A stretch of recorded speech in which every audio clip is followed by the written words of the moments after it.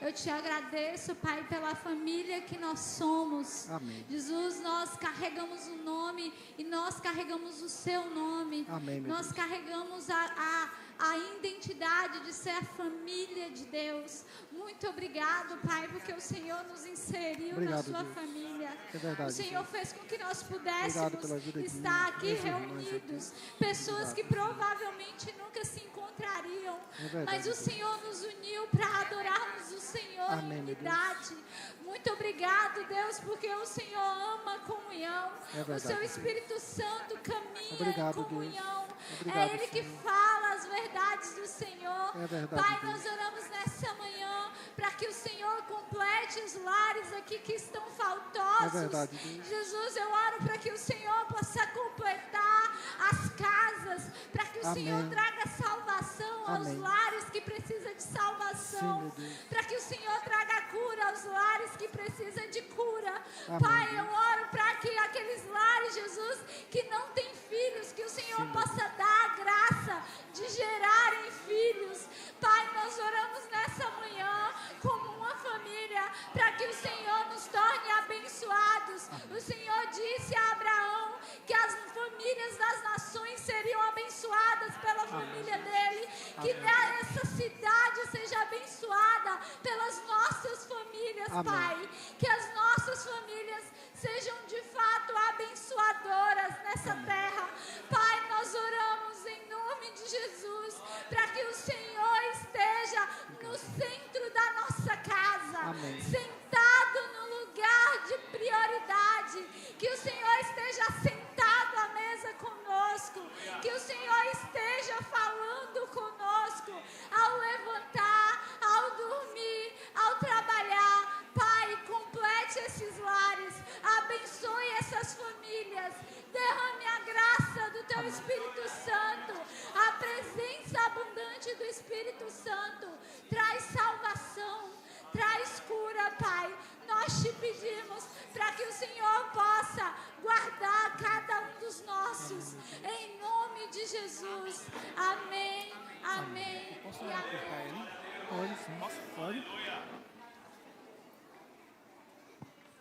Glória a Deus. Tá, e fica aqui um pouquinho. Vem cá, amor.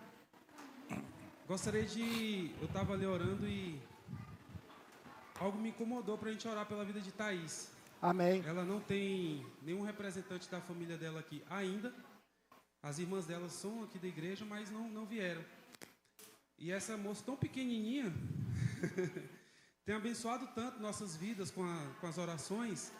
E eu e Lívia, como marido e mulher, nós somos responsáveis pela vida de Thaís. Nós cuidamos dela também.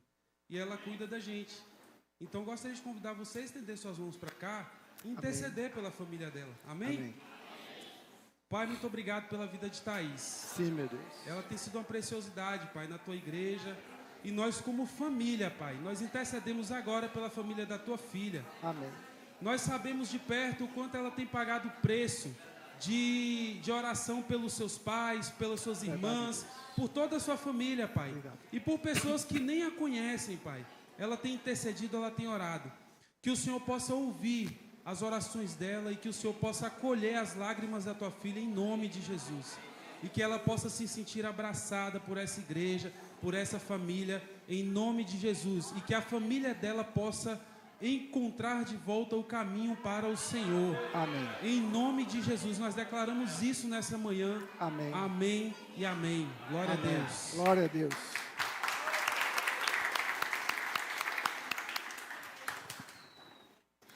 Podeis assentar, irmãos.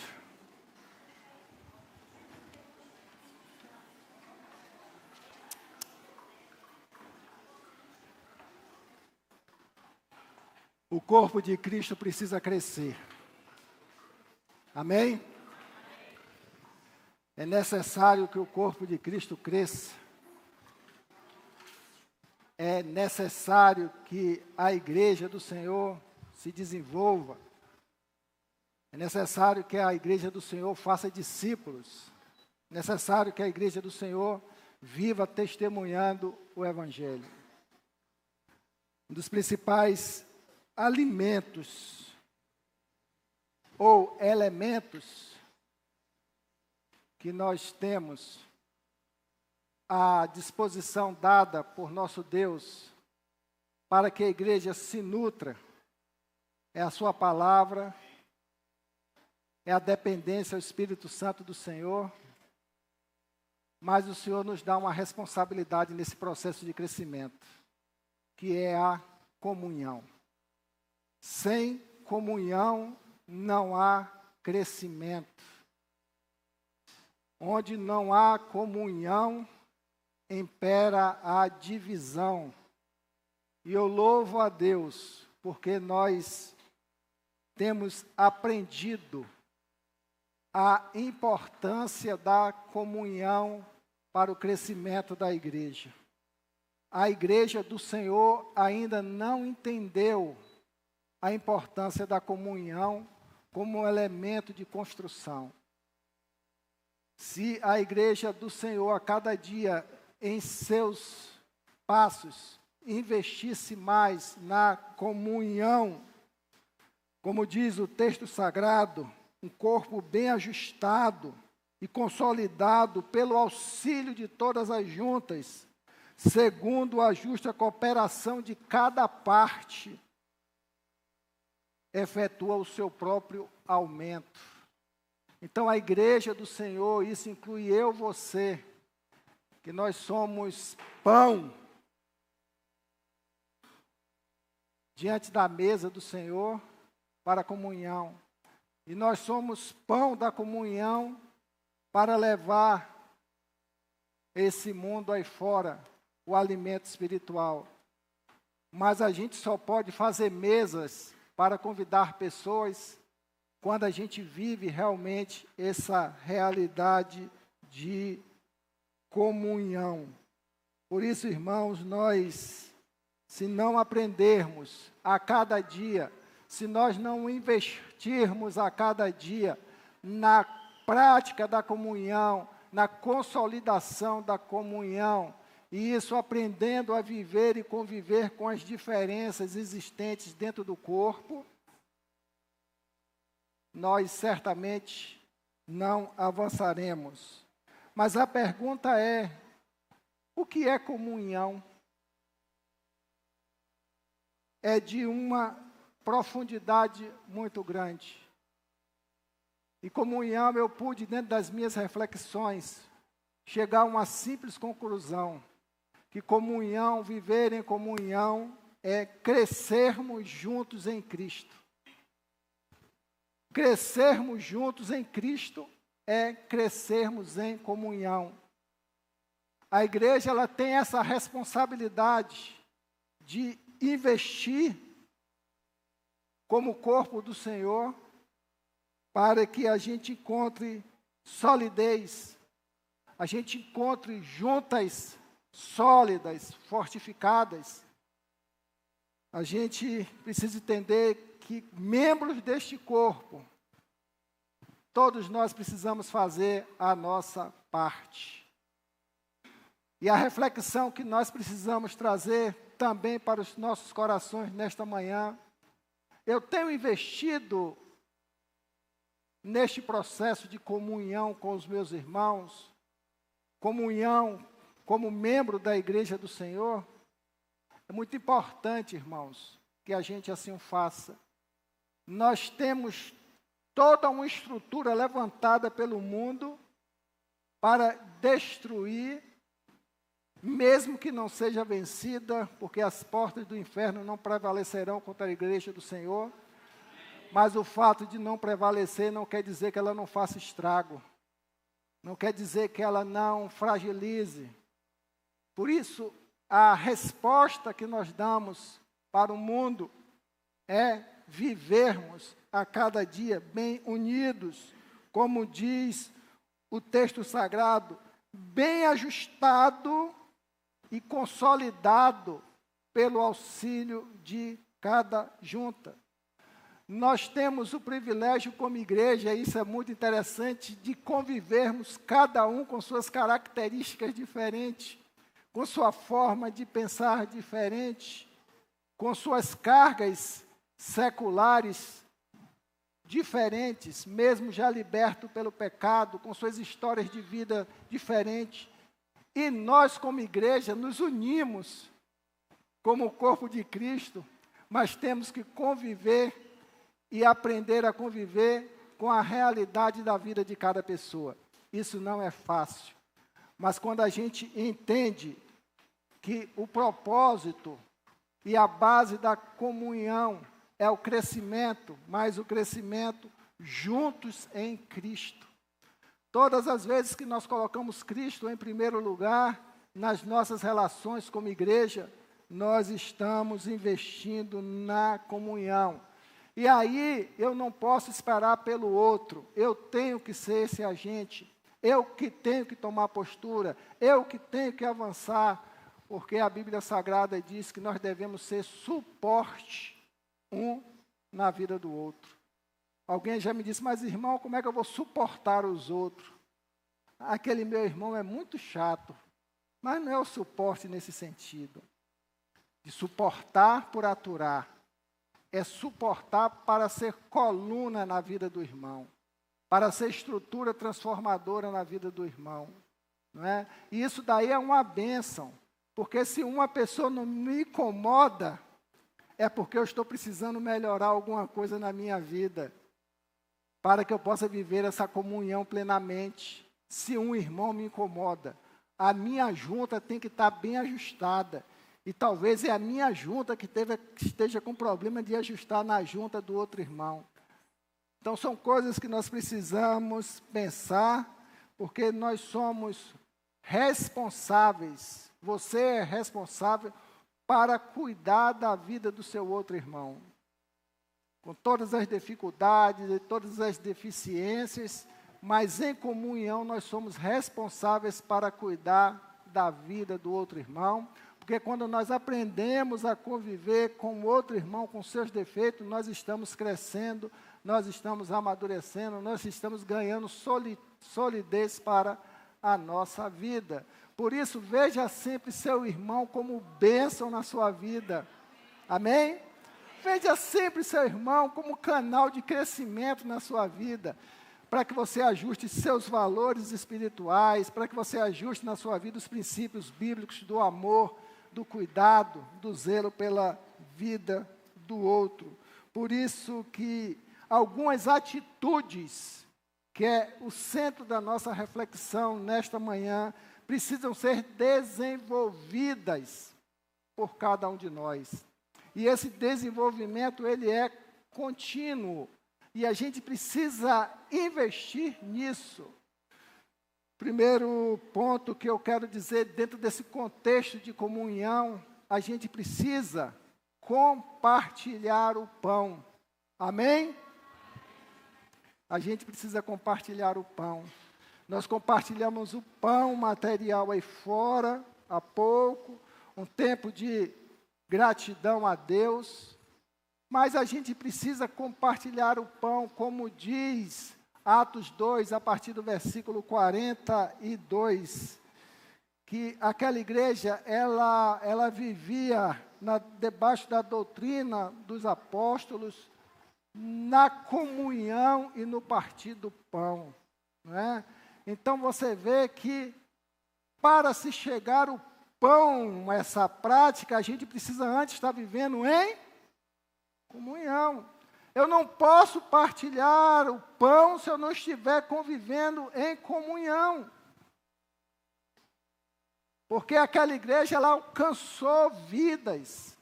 Ela desenvolveu, ela cresceu. E o texto sagrado diz que ela caía na graça do povo, porque ela vivia dentro de um padrão de conduta bíblico, dos ensinamentos da doutrina dos apóstolos que aprenderam com Cristo. Então, irmãos, a gente tem que aprender a distribuir o pão. Nós precisamos aprender a distribuir o pão que o Senhor nos deu, mas através do quê? Da nossa prática, da nossa vida, do nosso testemunho. O seu irmão precisa do seu testemunho, o seu irmão precisa do pão que você tem para compartilhar com ele. E só você que pode levar. através desse processo chamado comunhão. Por isso, abra sempre o seu coração para compartilhar esse pão. E compartilhar esse pão quer dizer compartilhar recursos. Nós temos, irmãos, você tem, preste bem atenção, inúmeros recursos para contribuir com outras pessoas. Independente dos seus problemas, independente de suas lutas, dos momentos de dificuldade que nós vivemos e atravessamos, que são naturais da rotina da nossa vida, e ninguém é prego de surpresa, por isso que até a Bíblia nos adverte que no mundo nós teremos aflição, mas a gente não pode perder a essência de compartilhar aquilo que o Senhor nos deu. Me impressionou muito aqui o testemunho da irmã Alessandra, domingo à noite, né? Que ela estava se sentindo derrotada, acabada, sem força, sem nada. E o Senhor falou assim, isso não é com você não, é comigo. Você tem que fazer o que você deve fazer. E houve um despertamento na vida dela, com todo abatimento que eu tenho, com toda a falta de perspectiva que eu trago no meu coração, eu tenho que levantar na minha cabeça para ser pão. E a gente precisa levantar a nossa cabeça para ser pão. Tem muitas pessoas que precisam do pão que você tem na mão para compartilhar. Tem muitas pessoas dentro da igreja, muitos irmãos com seus problemas e precisam do pão que só você pode levar. Então, é uma responsabilidade nossa. E quando a gente não participa desse processo, começa a haver deficiência no corpo. E nós não somos chamados para deficiência. Nós somos chamados para viver a eficiência e a excelência como corpo de Cristo. Amém? Eu penso também que é preciso a gente estar com o coração disponível para ajudar. Um coração disponível para servir. Um coração disponível para viver esse entrosamento cristão, essa unidade de corpo, não é? A gente precisa pensar muito bem, irmãos, num tempo onde o nosso tempo é escasso. Se o dia tivesse hoje 48 horas, já não dava tempo para muita gente fazer suas coisas na vida secular, porque é tudo muito rápido, é tudo muito corrido. E muitas vezes a gente se envolve tanto com esse cuidado com as coisas do mundo, que esquece de duas coisas, de fazer o autocuidado com a nossa vida e de cuidar da vida do nosso irmão e do nosso próximo. E muitas vezes nesse processo de comunhão, nós estamos que nem aquela passagem do bom samaritano, que passa o sacerdote, passa o levita, e seu irmão está ali quase morto, precisando de ajuda. O outro está quase morto, precisando de ajuda. Mas o nosso corre-corre, os nossos afazeres, os nossos valores, nos impede de parar para cuidar do outro. Se a gente quer crescer como irmãos, se vocês querem ser um modelo de igreja, uma igreja diferente, uma igreja saudável, uma igreja que contagia, nós precisamos seguir o modelo de Cristo. Viver em comunhão é viver o modelo de Cristo. E a gente não pode negligenciar isso. E é isso a gente pode viver de uma forma simples. A gente pode viver de uma forma contagiante, se a gente entender a comunhão e fazer isso tudo por amor. Eu faço porque amo. Eu faço porque eu tenho uma gratidão a Deus. Eu faço porque eu fui chamado para servir. Eu fico maravilhado quando eu vejo alguns irmãos e irmãs se entregando de forma completa para a obra do Senhor, e sem aquilo ser um fardo, sem aquilo ser um peso. Quando a gente percebe que faz isso por amor, por gratidão a Deus, sem ativismo, sem religiosidade, mas faz porque reconhece a grandeza e a bondade de Deus sobre sua vida. E um dos princípios para a gente reconhecer isso é a humildade. A gente precisa, irmãos, sujeitar ao próximo, ao nosso irmão, com humildade. Olha o que 1 Pedro 5,5 diz. Semelhantemente vós, jovens, sede sujeitos aos anciãos, e todos vós, revestivos de humildade uns aos outros, pois Deus resiste aos soberbos, mas dá graça aos humildes. O que é que a gente aprende com isso? Que a gente precisa, como igreja do Senhor, ver Deus na vida do meu irmão. Como é que eu vejo Deus na vida do meu irmão? Hein? Seria uma pergunta, e ela é de uma profundidade muito grande, e talvez a resposta seja: eu não consigo ver Deus na vida do meu irmão. Eu não consigo ver Deus na vida do meu irmão, porque ele faz isso, faz aquilo, faz isso, faz aquilo, e aquilo dali não é coisa de Deus. Mas essa não seria a resposta. Quando eu vejo Deus no meu irmão, eu devo ver com humildade, vendo aquela pessoa como a imagem e semelhança de Cristo. Amém?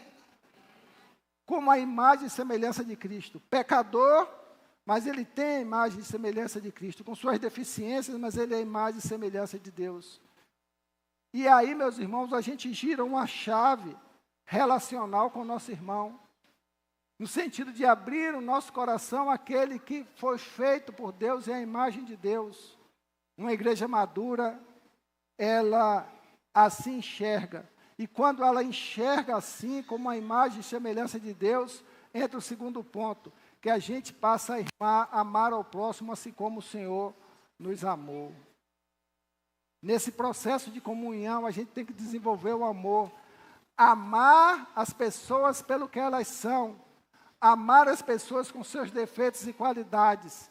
Amar as pessoas, mesmo que a gente tenha resistência. A gente precisa amar. A gente precisa desenvolver isso na nossa vida. Relacionamento com o Senhor é prática do amor.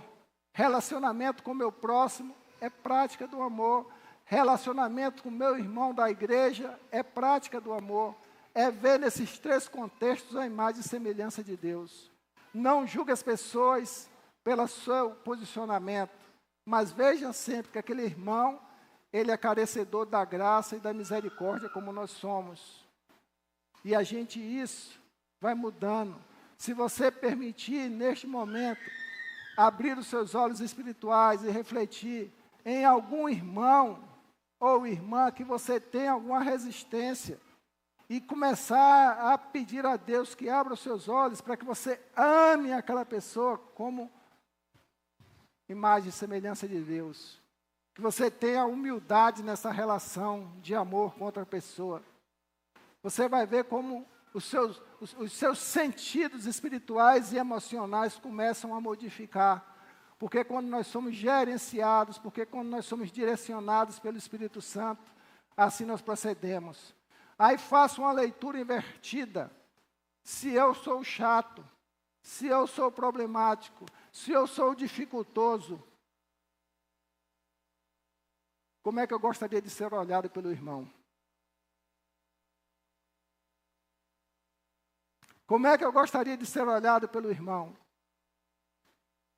Ser olhado pelos olhos de Cristo. Ser olhado pelo olho do amor e da humildade. Então, nós precisamos praticar isso para que a gente possa dispensar esse amor. O nosso coração é uma hospedagem. Nós precisamos ser hospitaleiro em nosso coração em relação a outras pessoas. Porque dificuldades vão sempre existir, mas nós não podemos alimentar em nossos corações resistência a outra pessoa.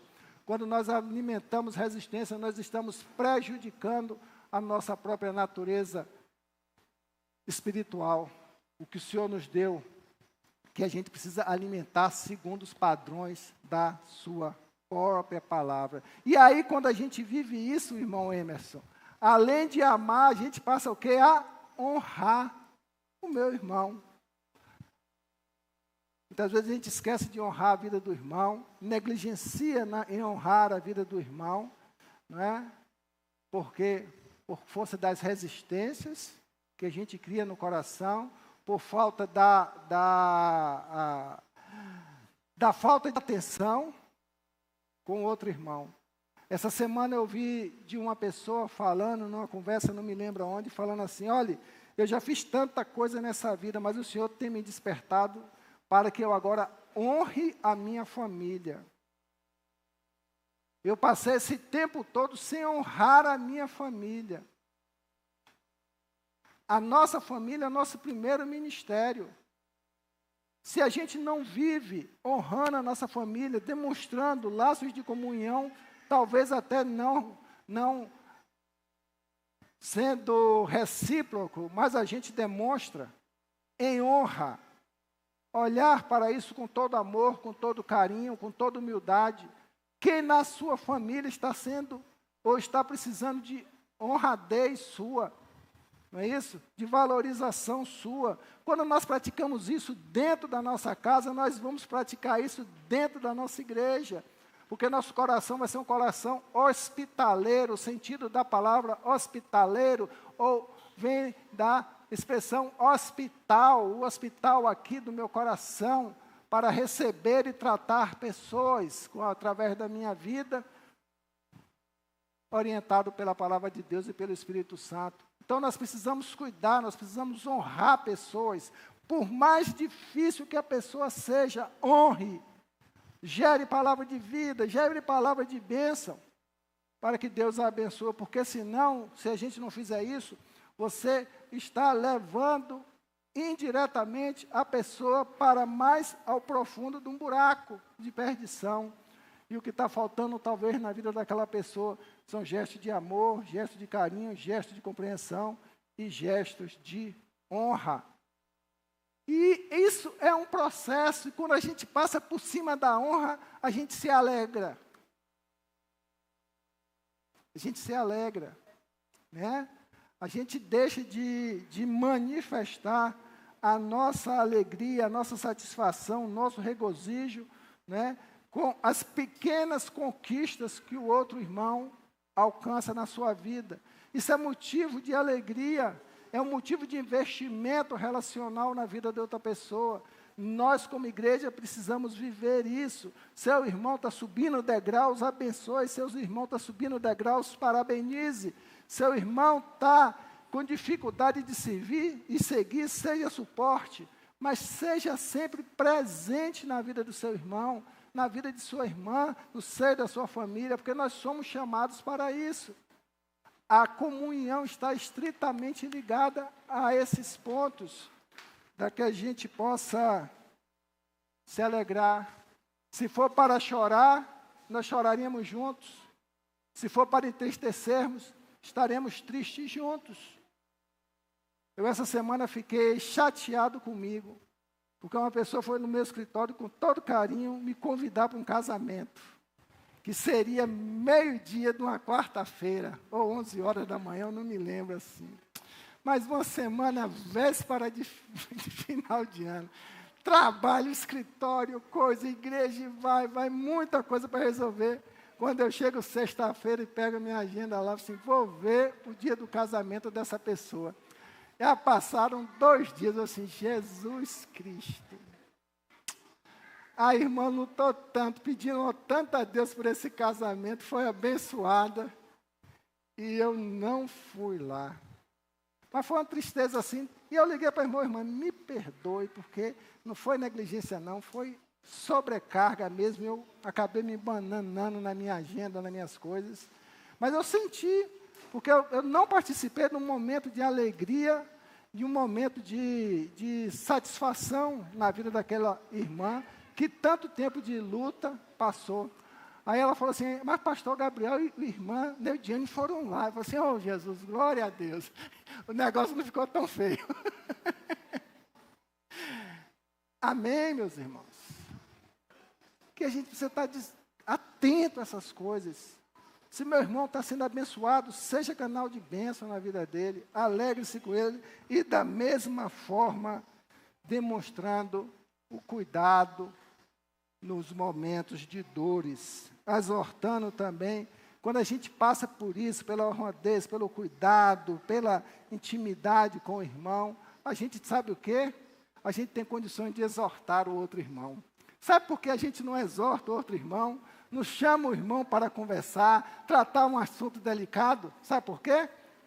Porque nós não vivemos essa honra, a gente não vive esse cuidado, a gente não vive o amor, porque quando a gente vive todos esses princípios anteriormente citados, você tem autoridade em amor e chamar seu irmão para exortar. O que você está fazendo não é certo. Se você precisar, eu me coloco à disposição para te orientar, a te mostrar caminho, a orar com você, a estabelecer com você um novo rumo para a sua vida. Aí exortar fica mais fácil.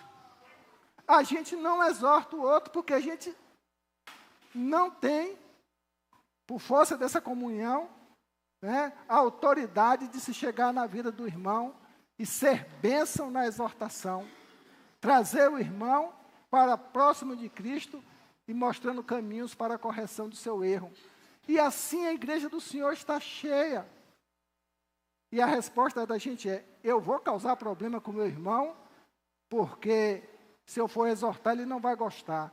A pessoa só não gosta se você não vive em comunhão com ela. Se você vive em comunhão com a pessoa, você pode ficar tranquilo que ela vai receber toda a demonstração que vir da sua vida. Por isso a gente precisa incentivar a demonstrar pessoas com amor, com carinho, e o que a igreja precisa, porque todo o corpo precisa estar o quê? Bem ajustado. E finalizando, a gente precisa consolar com a palavra. E consolar com a palavra, além de ser importante, fortifica a pessoa, traz estrutura para a vida da pessoa. Por último, irmãos, eu quero falar para que a gente viva um processo de comunhão saudável. Você tem que se nutrir de um remédio bíblico muito forte. Um remédio bíblico que vai fazer a diferença na sua vida, para que você restaure a comunhão, para que você viva a comunhão com sua família, com seu relacionamento, com o corpo de Cristo.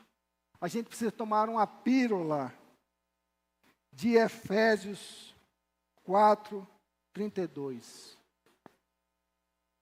Um comprimidozinho de Efésios 4:32, que diz: antes, sede uns para com os outros benignos, compassivos. Mas eu quero dizer para vocês o especial dessa pílula: perdoando-vos uns aos outros, como também Deus em Cristo vos perdoou. Sem perdão não há comunhão. Sem perdão não há restauração. Sem perdão não há testemunho de comunhão diante daquilo que Cristo nos ensinou. A gente precisa perdoar. E nós vamos entrar no momento de ceia há pouco. E vai ser a oportunidade que você vai ter nesta hora de pedir perdão a Deus. Amém? Pelos seus erros. Vai ser o tempo de você pedir a Deus perdão no seio da sua família. E vai ser um tempo agora de você pedir perdão a seu irmão, membro do corpo de Cristo, se porventura você o magoou durante este tempo. Eu quero convidar o Ministério de Louvor aqui à frente, que em sequência nós vamos dar início à nossa ceia. Você se coloca em pé, né? E sonde o seu coração. Sonde o seu coração, irmão. Irmã. Talvez dentro da sua casa, coisas que você fez, atitudes que você praticou, comportamentos realizados, você magoou seu irmão, magoou a sua irmã, magoou alguém da sua família. Então este é o tempo de você, em oração, junto aí com sua família e junto aqui dos seus irmãos. Se você sentiu o desejo no coração, vá diante do seu irmão, diante da sua irmã, e peça perdão, porque o perdão traz restauração para a comunhão. O perdão traz uma nova estruturação para nossas vidas. O O perdão traz libertação. O perdão traz para você e para mim uma nova história de caminhada com a minha família, com meu irmão e, acima de tudo, com Deus. Amém? Você está livre agora. Antes de louvar o Senhor, de buscar seu irmão, abraçá-lo e pedir perdão por alguma coisa que você acha necessário que seja feita.